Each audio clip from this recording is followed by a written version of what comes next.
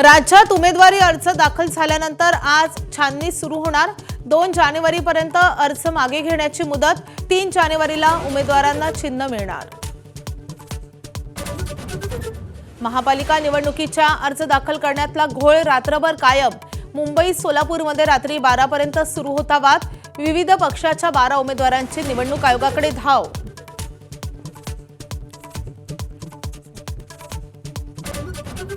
महापालिका निवडणुकात भाजपानं खातं उघडलं सुद्धा।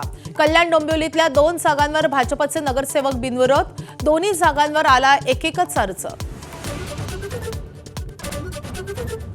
राज्यात फक्त 4 महापालिकांमध्ये झाली महायुती। कोल्हापूर, जळगाव, पनवेल, इचलकरंजी अशा 4 महापालिकातच तिन्ही पक्ष एकत्र लढणार। मुंबई, ठाण्यासह 6 ठिकाणी भाजप शिवसेना एकत्र। महापालिका निवडणुकीत महाविकास आघाडीची ही शक्ल। 29 पैकी 18 महापालिकात झाले वेगळे। फक्त पनवेल, सोलापूर, जालना, नाशिक आणि धुळ्यामध्ये महाविकास आघाडी। नागपूर, मुंबई, पुण्यात भाजपनं भाकरी फिरवली। जुन्या नगरसेवकांना घरी पाठवत युवा मोर्चाच्या तरुणांना उतरवलं मैदानात। पुण्यात 42 जणांचं तिकीट कापलं। राज्यभर 11 प्रवक्त्यांनाही उमेदवारी। नागपुरात शिंदेंच्या शिवसेनेला 8 जागा दिल्यानं शिवसैनिकांचा उद्रेक। एबी फॉर्म जाळत नेत्यांचा निषेध। राज्यमंत्री आशिष जयस्वालांनी उमेदवारी विकल्याचा आरोप।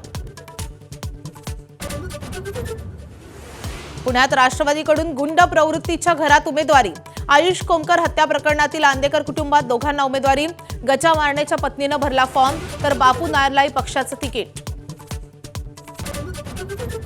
जालना महापालिकेत नवं राजकीय समीकरण। अजित पवारांची राष्ट्रवादी आणि मनसेची युती। राष्ट्रवादी 50 तर मनसे 6 जागांवर लढणार। जपानला मागे सारत भारत जगातील 4थी सर्वात मोठी अर्थव्यवस्था। अमेरिका, चीन आणि जर्मनीनंतर भारताला स्थान। 4.18 ट्रिलियन इतका भारताचा जीडीपी। लवकरच 3ऱ्या स्थानावर येण्याचा अंदाज।